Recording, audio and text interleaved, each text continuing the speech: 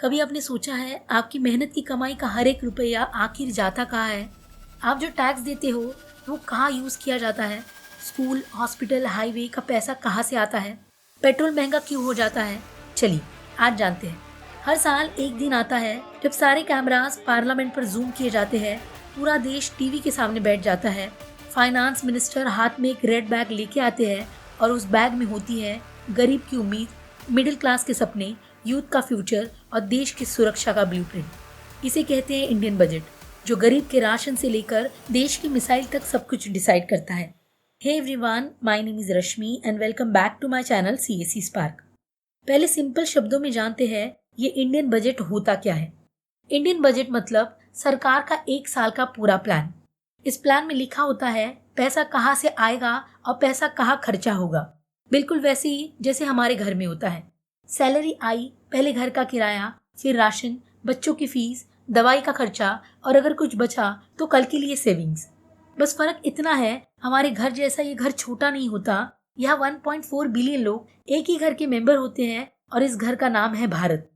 भारत के संविधान का अनुच्छेद 112 बात करता है एनुअल फाइनेंशियल स्टेटमेंट यानी वार्षिक वित्तीय विवरण, जिसे आम भाषा में बजट कहा जाता है। हर साल सरकार पार्लियामेंट के सामने बजट पेश करती है। इसका मतलब बजट कोई मनमानी नहीं, ये संवैधानिक जिम्मेदारी है। कभी आपने सोचा है सरकार जो टैक्स कलेक्ट करती है, income tax, GST, custom etcetera, वो सब पैसा कहाँ जाता है? वो सारा पैसा जाता है कंसोलिडेटेड फंड ऑफ इंडिया में। ये फंड आर्टिकल 266 के तहत हमारे भारतीय संविधान ने बनाया है। मतलब टैक्स का एक एक रुपया यहाँ जमा होता है और बिना संसद की इजाजत के बिना यहाँ से पैसा खर्चा नहीं हो सकता। यानी पैसा पब्लिक का है और उसे निकालना है तो परमिशन पब्लिक के रिप्रेजेंटेटिव जो संसद में बैठे हैं वो देते हैं। अब जानते हैं बजट बनता कैसे है।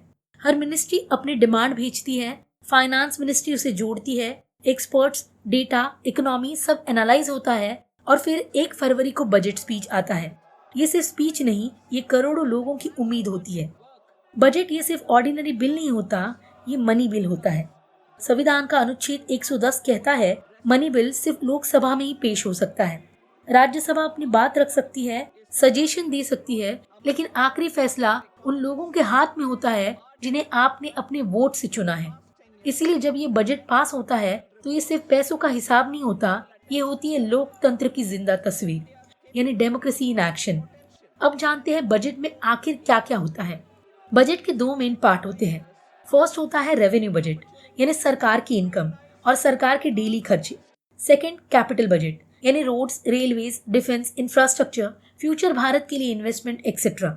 बजट डिसाइड करता है टैक्स बढ़ेगा या घटेगा, सब्सिडी मिलेगी या नहीं, डेवलपमेंट तेजी से होगी या स्लो। जब बजट बनता है तो सिर्फ नंबर्स ही नहीं बदलते, कभी किसान का भरोसा बढ़ता है, कभी यूथ का फ्यूचर, कभी मिडिल क्लास की सेविंग्स। बजट एक मिरर है जो दिखाता है सरकार देश को किस डायरेक्शन में ले जाना चाहती है।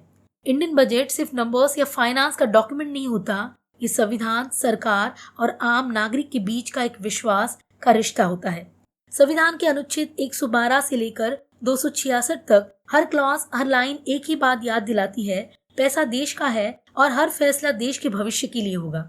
इसीलिए जब 1 फरवरी को बजट आए तो सिर्फ टैक्स स्लैब मत देखिएगा, उसमें देखिएगा किसान की उम्मीद, यूथ का सपना और भारत का भविष्य।